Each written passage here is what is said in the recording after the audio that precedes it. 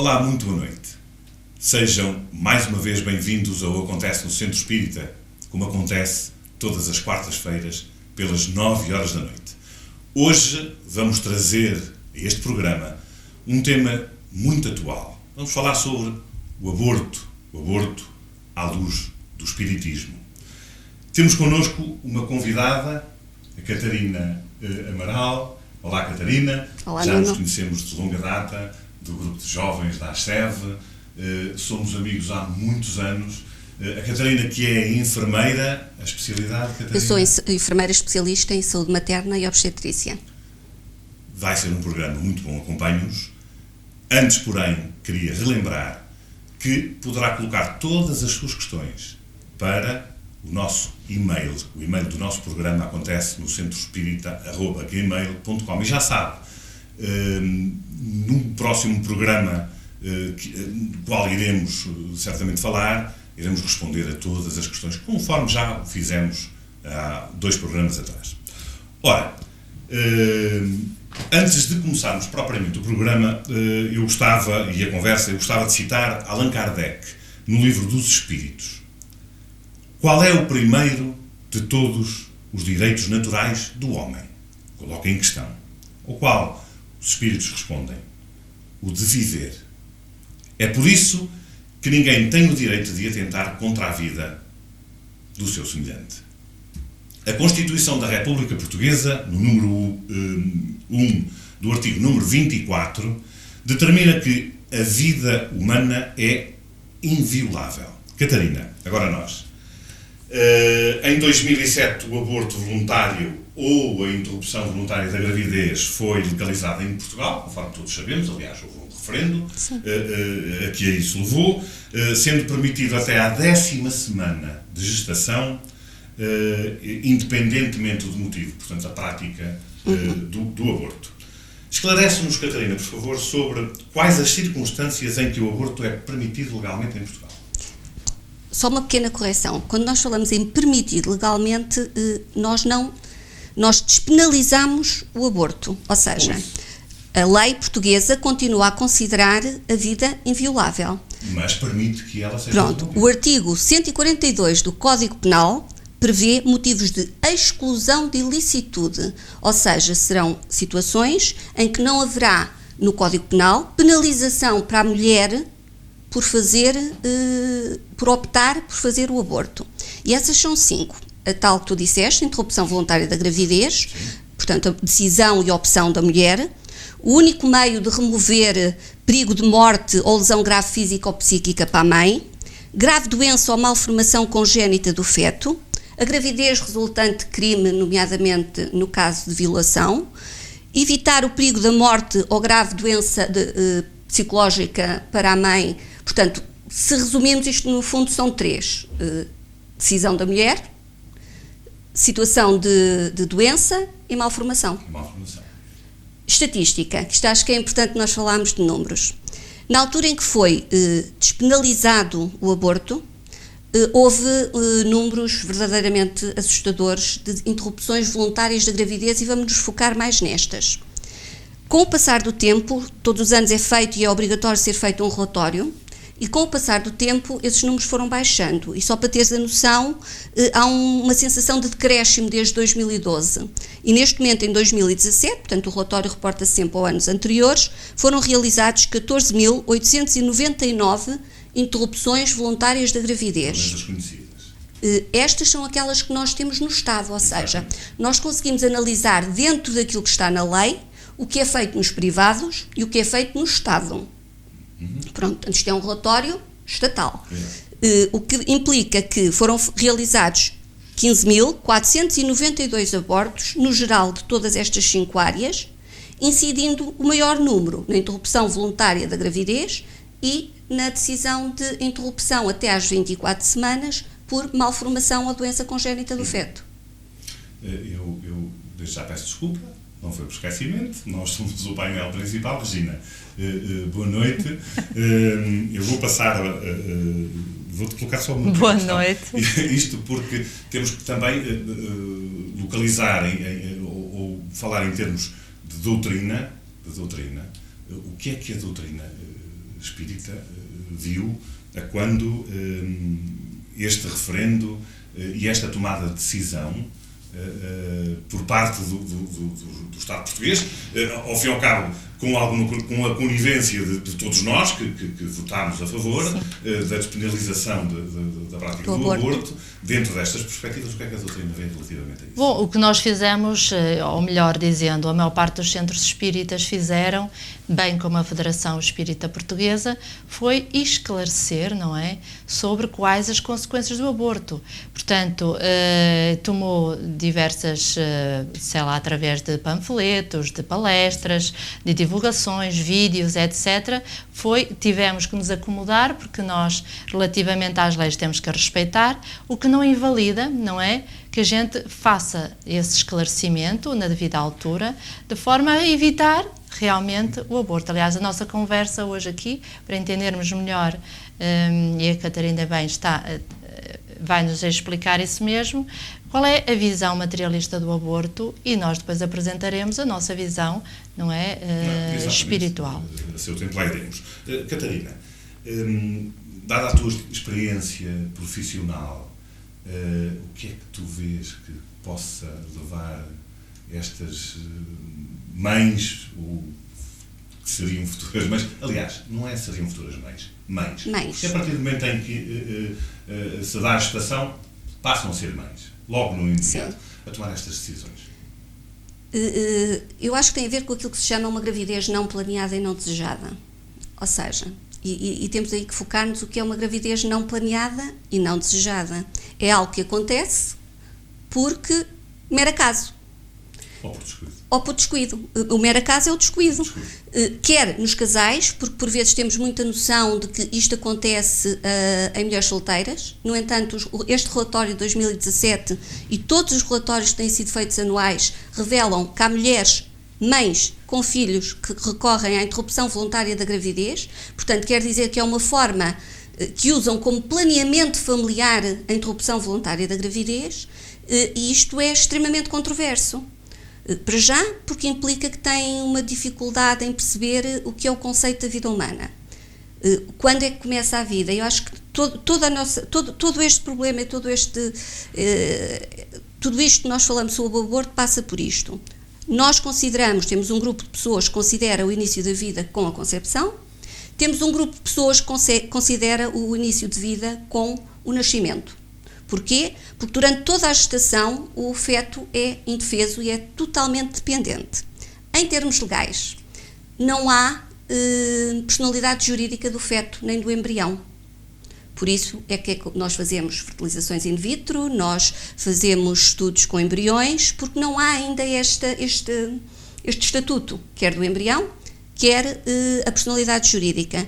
A personalidade jurídica do recém-nascido é adquirida com o nascimento e com vida, porque a lei considera que durante o tempo de gestação é um ser vivo, sim, por isso é que é uma despenalização e não uma legalização do aborto. Exatamente. Mas não o considera um ser pleno de direito. Mas isso dizemos nós, espíritas, a doutrina Regina, que realmente a vida já existe. E se a própria medicina diz que é um ser vivo, sim, já está animado. Sim. Certo? Sim. De alguma forma é isso que acontece. Se está animado, por todos os efeitos, dizemos nós, será... Eu iria usar uma palavra, se calhar forte, um crime. À luz da doutrina espírita. E assim, não é só um crime à luz da doutrina espírita, porque se reparares em termos legais, nós dissemos que o motivo da despenalização do aborto teve a ver com o facto de que as mulheres vão continuar a fazer abortos. Exato. Pronto, porque falta de cuidado, falta de esclarecimento, falta precisamente desta noção de quando é que inicia e quando é que começa a vida. Elas não acham muitas que estejam... Falta de literacia em vários conceitos. Somos uma população pouco informada em termos da área espiritual, somos uma população pouco informada em termos da parte científica, portanto eu acho que passa um pouco por educação para a saúde em todas estas áreas. O aborto sempre existiu, vai continuar a existir, existe fora destas instituições e fora destes números, eu acredito que os números sejam um bocadinho maiores, porque uma mulher que chega a uma instituição com 11 semanas de gravidez para interromper, vai interromper a qualquer outro lado, e esses dados, essas estatísticas o Estado não tem. Aquilo que se conseguiu fazer com isto foi que, já que nós sabemos que elas vão tomar estas decisões, que os consigam fazer de uma forma segura para elas, de modo a que tenham menos complicações possíveis, já que esta foi a sua decisão. É gasto muito dinheiro nestas consultas de interrupção voluntária da gravidez. Depois de todo este processo de interrupção voluntária da gravidez, elas são aconselhadas a iniciar um meio de planeamento familiar, totalmente gratuito e pago pelo Estado. O que eu te quero transmitir com isto é que eu acho que, mesmo despenalizando, o Estado está a tentar fazer o seu papel, que é apoiá-las, ensiná-las e está a agir em defesa da vida de alguém, pelo menos destas mulheres. De alguma forma minimizar qualquer tipo de minimizar danos, possa... minimizar danos, Exato. pronto, minimizar danos. O que quer dizer que, em termos espirituais, isso não acontece. Independentemente do Estado procurar minimizar esses danos, trazendo as futuras mães a praticar o aborto, eu acho que temos que chamar mesmo assim, para que às vezes pode parecer um termo muito agressivo. Forte, agressivo, mas é isso mesmo. Interrupção voluntária, não, é mesmo o aborto. No aspecto espiritual, é assim que se passa. Com toda a certeza que não minimiza absolutamente nada, porque a decisão é tomada, independentemente onde seja praticado, certo, Regina? Sim, é assim, a Catarina está a explicar realmente isso, mas eu diria que a questão do estarmos a ver a natureza do acontecimento é muito mais abrangente, não é? Portanto, estamos a ver a visão materialista dos factos. Estamos a analisar o que é que acontece e o que é que o comum de nós, portanto, quando digo nós, sociedade em geral, a forma como olha para o aborto e o Estado no seu papel, não é? Agora, estamos a falar dentro de um centro espírita, num programa espírita, e temos obviamente que falar da filosofia que está por detrás e que nós sabemos com todos os factos e com tudo aquilo que já aprendemos, de que a concepção traz já a responsabilidade de uma família receber um espírito que vai encarnar. Portanto, há uma preparação muito antes e portanto, a nossa visão é bastante abrangente, não é? Até porque, de alguma forma, também podemos passar para aquela parte em que dizemos que tudo é uma consequência de atos praticados no passado e que isso acontecendo, a lei da causa e efeito, o espírito que estaria para encarnar numa situação destas, também teria que passar por essa situação, o que não quer dizer que a doutrina, é aquilo que ensina, é cada vez mais a errarmos menos. Sim, mas eu li uma coisa engraçada que diz: o Espiritismo esclarece que a união da alma com o corpo começa no exato momento da concepção, quando o laço fluídico, que não é nada mais do que a expansão do perispírito, liga o espírito ao óvulo. Portanto, a vida começa aqui. Começa aqui para a ciência e começa aqui para a doutrina espírita. Exatamente. Aliás, a vida começa aí, mas nós sabemos que antes da própria vida começar existe já uma tal preparação que a Regina falou, precisamente, não é? Antecipar, digamos assim, todo este processo. Exatamente. No caso das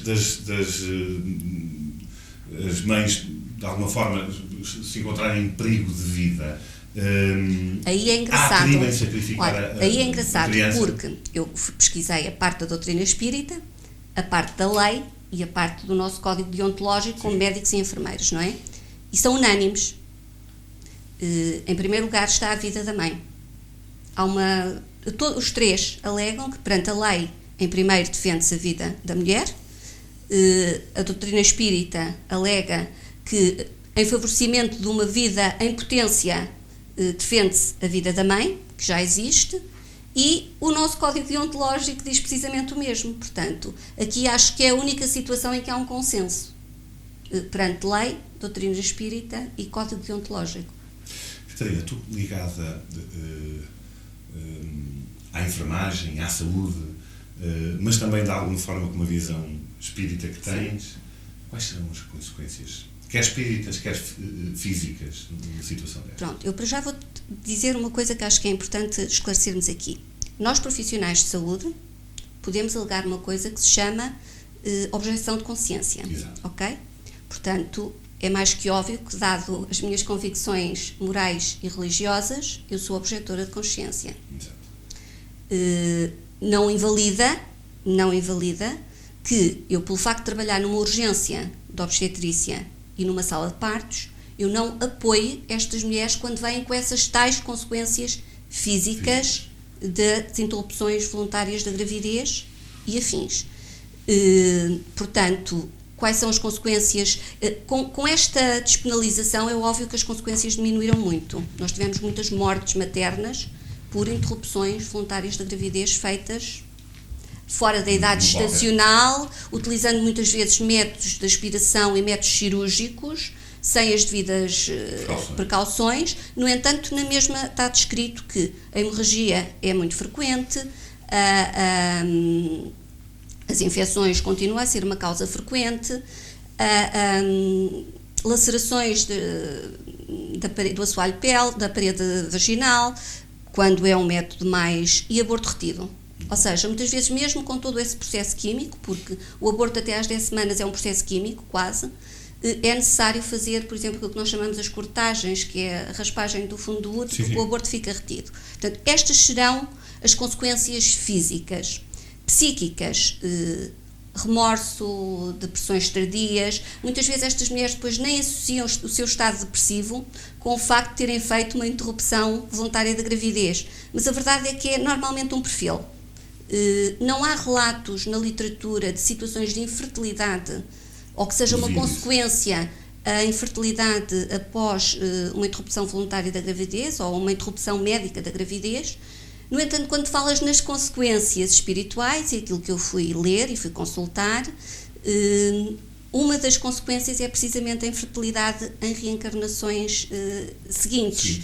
Inclusive falam em doenças relacionadas com a área ginecológica devido a estas interrupções. Falam na vida atual em que o espírito que ia reencarnar, que tinha todo o seu projeto para esta nova vida, que se sente muito frustrado, muito zangado, a expressão é essa, e que emite vibrações bastante negativas e quase de perseguição a esta grávida que abortou, então isso vai lhe emitir algumas perturbações na vida atual, e em suma foi um pouco isto, e para além da situação em termos de termos kármicos, não é? O que é que vai acontecer? Há sempre uma consequência. Pronto. Uma das coisas que eu achei engraçado na pesquisa que eu fiz foi que a doutrina espírita não despenaliza o parceiro masculino neste processo. E quando eu digo o parceiro masculino neste processo, é o parceiro que não acompanhou a mulher durante a gravidez, o parceiro que concordou com o aborto, ou seja, este processo kármico fica registado para os dois, em ambos. Portanto, isto não é assim uma coisa tão individual quanto isso, claro. Ok? Virginia, eu vou-te convidar a sempre que entenderes acrescentar alguma coisa, principalmente em termos doutrinários, para o fazeres, porque esta é uma conversa Sim. que eu acho extremamente... é agradável no sentido de podermos trocar impressões de forma a que as pessoas que nos veem, principalmente aquelas que não estão muito ligadas ou não têm a prática, digamos assim, da doutrina Sim. espírita, que possam até perceber o que é que... quais são as consequências, e que muitas vezes graves. Nós estamos habituados muitas vezes a falar só no mal, ou seja, vamos expor as coisas, mas de uma forma negativa, ou seja, não podemos fazer, porque senão aqui Del Rey que nos vai acontecer alguma coisa complicada. Exatamente. Às vezes também é preciso nós irmos buscar a parte positiva. Não, a questão aqui, aliás, o espiritismo, não é? Distingue-se de outras religiões, não é? Completamente, porque não temos nenhuma visão, a nossa visão de justiça é que cada um se julga por si próprios. Portanto, não há ninguém a julgar-nos. Por isso mesmo, a nossa conversa de hoje, não é? E diz a Catarina e bem, dando a visão filosófica do ponto de vista espírita, mas também estes esclarecimentos são essenciais para, quando estamos a dar um passo, as pessoas entenderem aquilo que estão a fazer, assumirem a responsabilidade daquilo que estão a fazer. Por exemplo, e vamos então tomar este lado mais abrangente, já que falaste naquelas pessoas que não têm consciência que a ligação do perispírito é no ato da concepção, nós vamos acrescentar ainda o que diz a literatura espírita e o que nos contaram os espíritos, é que a preparação da reencarnação de um espírito às vezes demora 1 ano, às vezes demora 2, não sabemos quanto tempo, ou seja, diariamente o espírito que vai aparecer ou que vai reencarnar naquela família já conhece os pais, os futuros pais, já conhece os futuros irmãos, já conhece a família, já andou próximo, não é? E então ele já se afeiçoou, já há ali um comprometimento que já foi de antes, não é? Ainda antes da família dos pais chegarem, já houve o assumir da responsabilidade de receber aquela criança. Ora, chega ao momento, isto falando em situações, não é, de pessoas mais maduras a terem porque quando é algo ocasionado assim na juventude, ainda não há família, não é? Mas falamos de família. Ora, de repente a criança está pronta para nascer, o espírito está ligado, está pronto para vir e cortam-lhe a oportunidade. É o mesmo que nós fazemos um projeto, preparamos um projeto numa empresa, não é? E andamos meses e meses a preparar-nos para apresentar aquele projeto, estamos com a esperança de que esse projeto vai ser aprovado e chega ao momento de apresentá-lo e de repente impedem-nos de apresentar o projeto. É que nem é negarem, não é, que aceitarem ou não o projeto, é não nos deixam apresentar o nosso projeto. Portanto, isto é terrível. Para aquele que pretende fazer, é terrível. A mágoa que fica é muito... Não é? Então nós temos que entender, nós, mães, mulheres e pais, homens, não é? Que também já fomos mulheres. Já foram mulheres. Que nesse momento estão a impedir alguém que criou afeição e pelo qual eram responsáveis, não é? Impedir de vir. Claro. Existe, inclusivamente, há pouco estavas a falar, porque é um projeto já preparado. Obviamente que nestas situações, que infelizmente ainda são muitas, e pelos vistos, Catarina, não é só nos jovens... em termos de idades, era isso que eu ia dizer. O relatório, mais adultos, isso também... O relatório diz que, por acaso nós tínhamos falado um pouco, quando falámos na preparação deste programa, e uma das coisas que focámos foi precisamente a idade em que são feitas as interrupções voluntárias da gravidez. E... a maior parte é feita entre os 25 e 29 anos, 29 e 34 anos. E o relatório deste ano diz uma coisa muito engraçada, que a probabilidade de, a partir dos 34 anos, de uma mulher engravidar e levar a sua gravidez avante, independentemente de estar solteira, de estar... Pronto, que aumenta para, eu acho que eles falam, quase 90%. E porquê? E agora vamos analisar o ciclo de vida fértil da mulher, não é? E o ciclo de vida fértil da mulher, a partir dos 36 anos, todas as gravidezes são consideradas de alto risco e, normalmente, o ciclo fértil vai até aos 45, pronto, podemos dizer até aos 50, mas já são gravidezes de alto risco em termos genético, em termos de haver mais consequências, mais malformações, mais problemas. Por isso é que estas mulheres, quando mesmo engravidam acidentalmente depois desta idade, assumem a gravidez, porque poderá ser o único projeto poderão ter, que poderão ser como mães. Exatamente. Pronto. Nestas idades para trás, o que vês, os números são grandes. Se somarmos, dá praticamente 50%. Exato. Aliás, 55%. São situações que, daí, podemos falar à luz da doutrina, que os espíritos que estarão para reencarnar em situações destas que não são programadas, portanto, não há tal preparação que falámos há pouco, certo?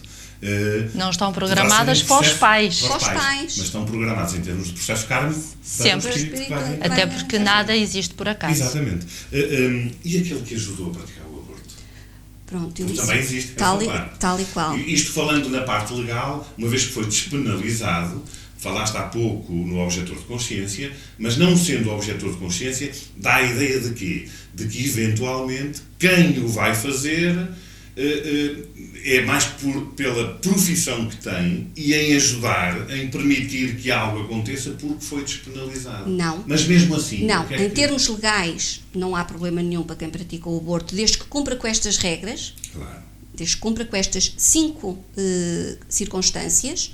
No entanto, é sabido que continua a haver aborto ilegal e esses números nós não os temos. Claro. Sabemos é que diminuíram porque diminuíram as consequências graves. Vê Sim, se sim, sim, entendes. sim. Pronto. Sabemos que diminuiu porque diminuíram as consequências graves. Mas, no entanto, sabemos que em termos espirituais isso implica consequências graves. Em termos de perseguição. Por acaso, um dos livros que eu li relata a história precisamente de um médico em que ele tinha pesadelos, ele não conseguia perceber porquê, só quando depois começou a enverdar pela doutrina espírita é que fez uma associação e enverdou pela doutrina espírita precisamente por esta perseguição, em termos de sonhava com sangue, sonhava com corpos desmembrados, portanto tinha verdadeiros pesadelos e em termos de consequências em vidas futuras. Claro. É considerado um crime. Tu há pouco falaste que eras objetor de consciência, mas eu vou colocar-te esta questão. Sim. Em função da filosofia que abraças, da doutrina que abraças, qual, na realidade, é a tua posição na vida profissional? É assim, a minha posição perante o aborto, como eu te digo, eu não colaboro. Sim. Pronto. Não faço parte da consulta de interrupção voluntária da gravidez. Claro. No entanto, na sala de partos, nós recebemos mulheres que decidem, há uma comissão de ética, não sei se sabes o processo como é para se fazer uma interrupção médica da gravidez, há uma decisão clínica, depois há uma decisão de uma comissão de ética e depois há uma decisão do casal. E há mulheres que decidem fazer a sua interrupção médica da gravidez, por malformação fetal, por doença congénita, e essas mulheres são recebidas na sala de partos. É feita as induções medicamentosas, eu não trabalho nessa área, no entanto acompanho-as quando elas vêm relativamente a alguma consequência e acompanho-as em termos de alívio de dor, alívio de... Pronto, toda a situação psicológica que envolve, porque estas mulheres é uma situação diferente, Nuno. Foram mulheres que projetaram esta gravidez, que planearam esta gravidez e que desejavam muito este bebê, só não conseguem aceitar o facto deste bebê não ser o bebê, eu passo o termo, o bebê perfeito, o bebê sem problemas.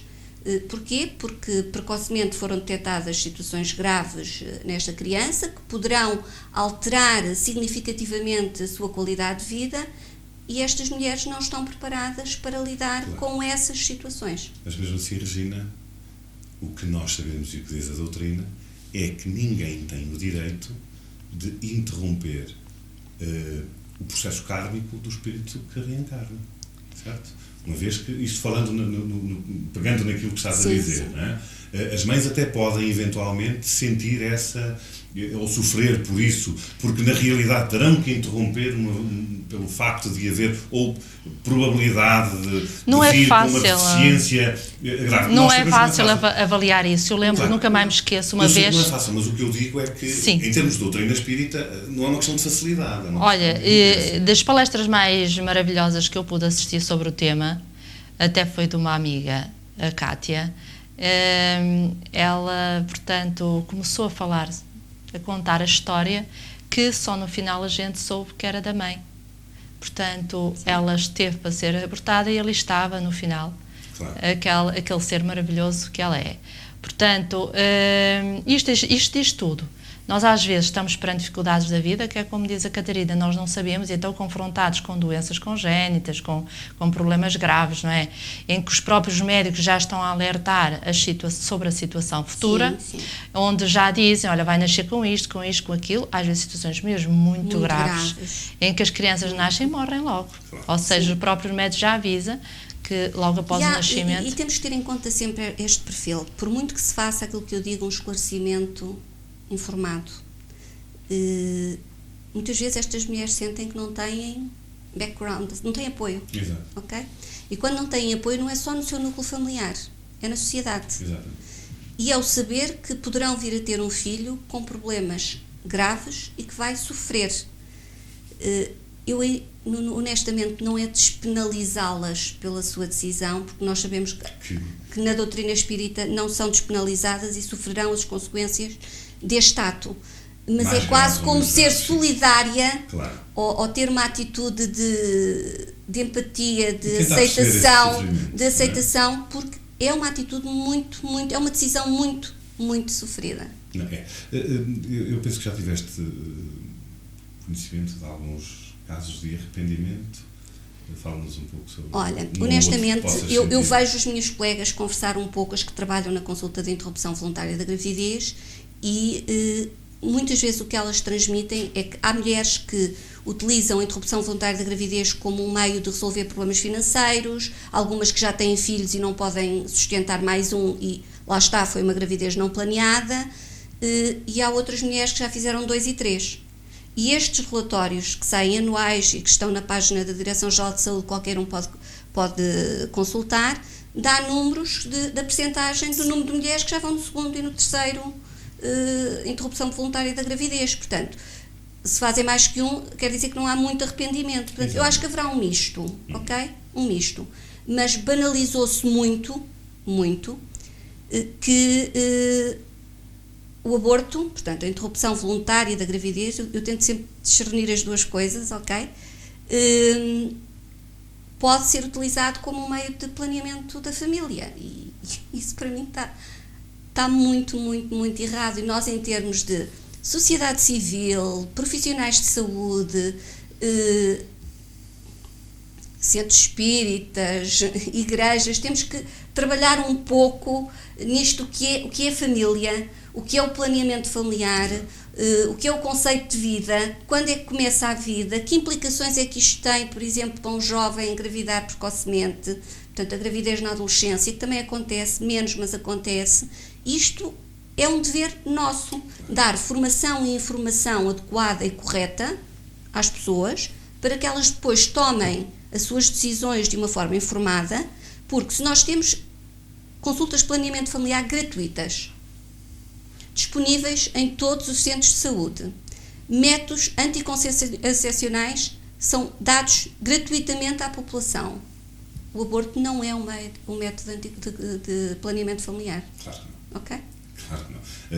Aliás, de referir que não é só na sociedade civil não espírita, digamos Sim. assim, que isso acontece. Infelizmente, mesmo com os conhecimentos que temos, são situações que nós sabemos, se calhar menos, mas nós sabemos que também acontecem no seio dos espíritas.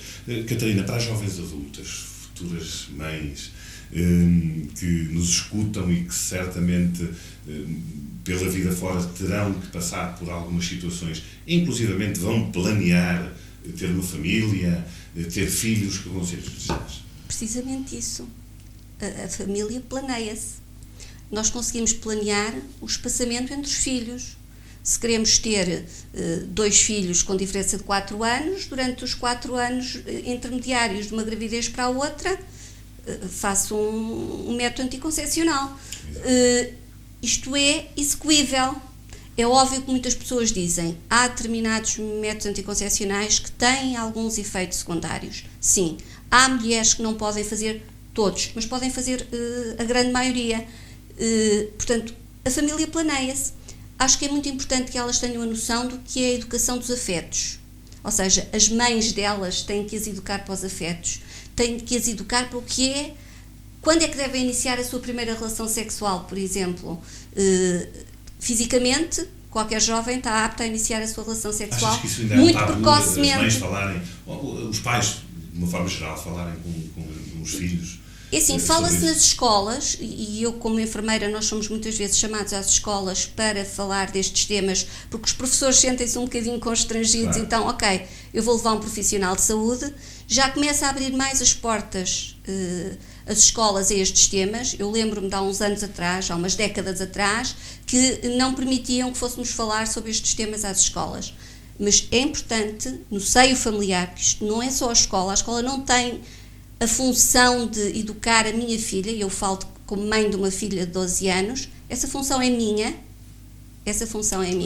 e sou eu que a tenho que preparar para todas estas decisões. Deverá ser maior entre pais e filhos do que educadores, digamos assim. Sim, sou eu que a tenho que preparar para todas estas tomadas de decisão, e todas estas tomadas de decisão dela terão que ser acompanhadas por mim, porque é essa a minha função como mãe. É um tema que dará muito mais ainda que falar. Catarina, não sei se queres deixar mais alguma sugestão, falar relativamente a este assunto, alguma coisa que eventualmente... É assim, eu agradeço-vos a oportunidade, acho que é um tema que é sempre atual,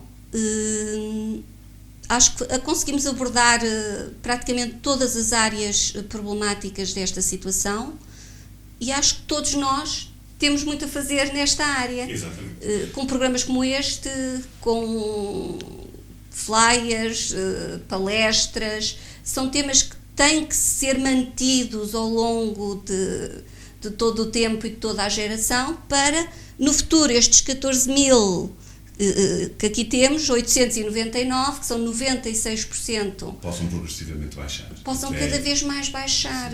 Mas por esta consciência da importância da vida humana. Exatamente. Realmente, nós somos todos muito diferentes, porque quando falamos nisso, às vezes, nós sabemos, por exemplo, que os serviços de adoção da Segurança Social estão cheios de pais a quererem ter filhos e não os podem ter. E a primeira situação, logo, que colocam, mas porquê?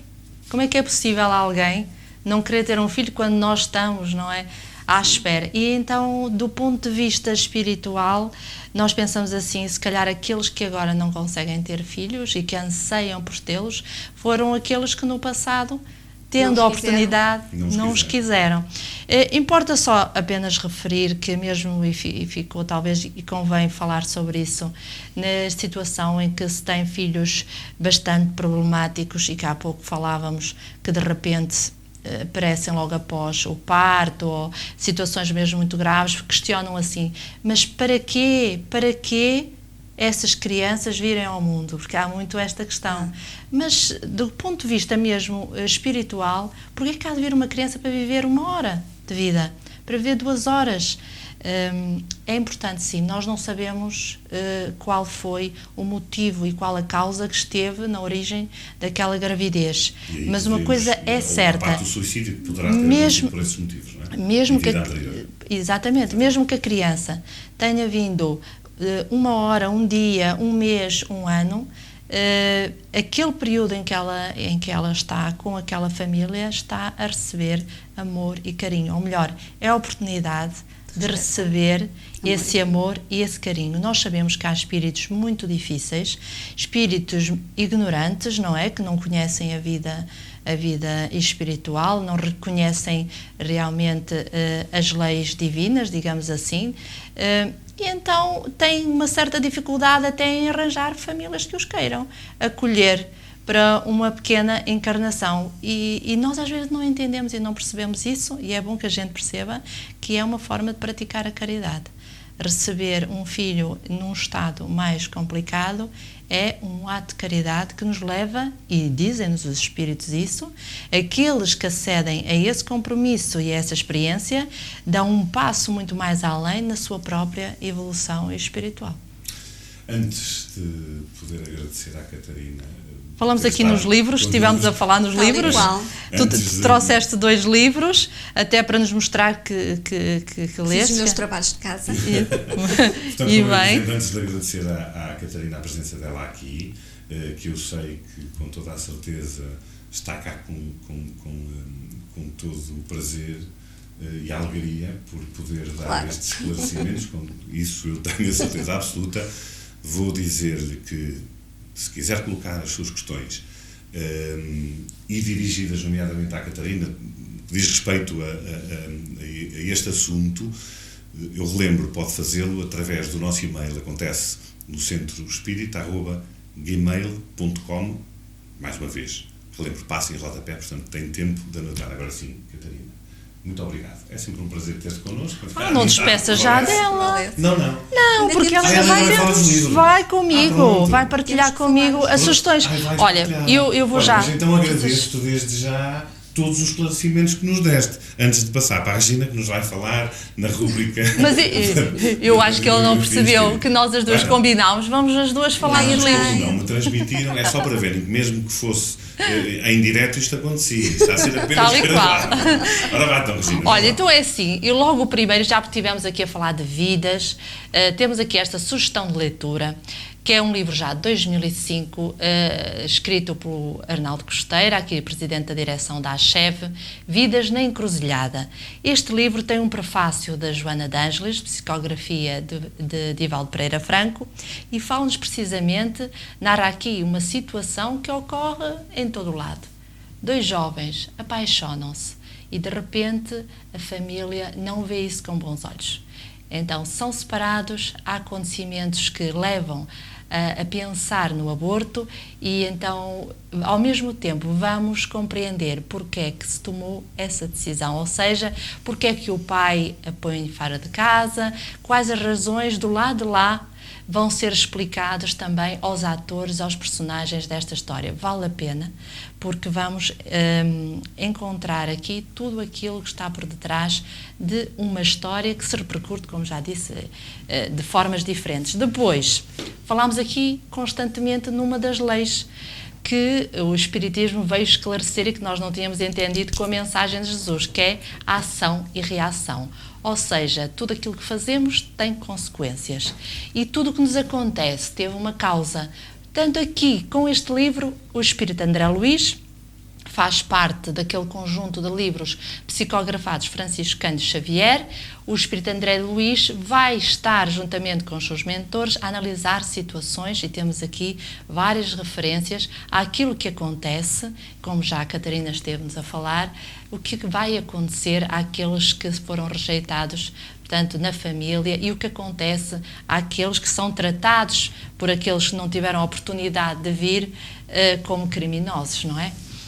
Depois. Pronto, as minhas leituras foram O que dizem os espíritos sobre o aborto, que é um livro da Federação Espírita Brasileira e que faz vários relatos de espíritos que sofreram o aborto e as experiências deles.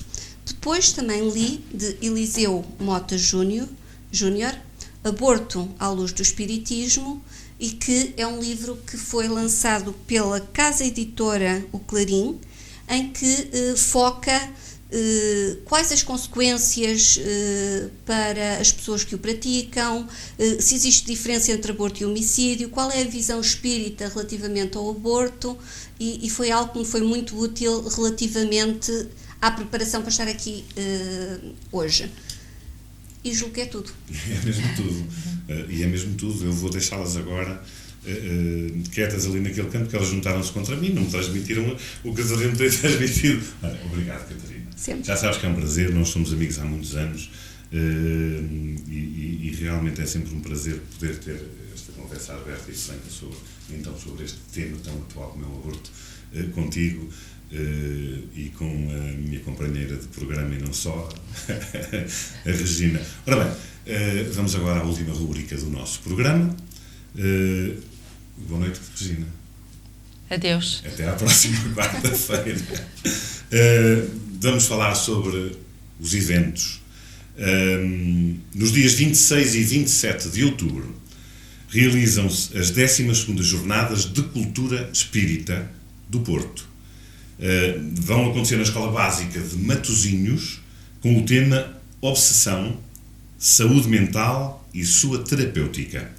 Se viver na região do Porto já sabe, aproveite esta oportunidade de se esclarecer. Eu volto a repetir, nos dias 26 e 27 de outubro, na Escola Básica de Matosinhos. Como temos anunciado, nos dias 15, 16 e 17 de novembro, vamos ter o primeiro congresso da Unispírito, o congresso internacional, que será um evento, como temos vindo a referir, de convidados que vêm de Portugal, do Brasil, de Angola, unindo a ciência e a espiritualidade. Por termos convidados vindos de outro país, a inscrição tem, como é óbvio, um custo, isto para esclarecer. Muitas vezes as pessoas pensam que esse custo é muito elevado e não é, porque realmente existe a necessidade de fazer face a algumas despesas, mas vale muito a pena, vale bem a pena, porque na realidade é um tema extremamente necessário para que nós possamos muitas vezes entender as duas situações que se unem, a espiritualidade e a ciência. Portanto, dias que 15, 16 e 17, em Viseu, na ACHEV, Primeiro Congresso Internacional da Unispírito, podem fazer as suas inscrições, as vossas inscrições, diretamente para o e-mail da ACHEV. Nós temos vindo a referir outros, mas se inclusivamente quiserem fazê-lo para a ACHEV, achevviseu@gmail.com, ou então entram mesmo no site da ACHEV, ou então façam-no através do programa, acontece no centroespírita@gmail.com. Todas estas informações o nosso Pedro Marques vai nos colocar em rodapé com toda a certeza. Chegamos ao fim. Mais uma vez, o nosso agradecimento. Estaremos aqui de novo na próxima quarta-feira às 9 horas da noite. Foi um prazer enorme. Muita paz. Fiquem bem. Muito obrigado.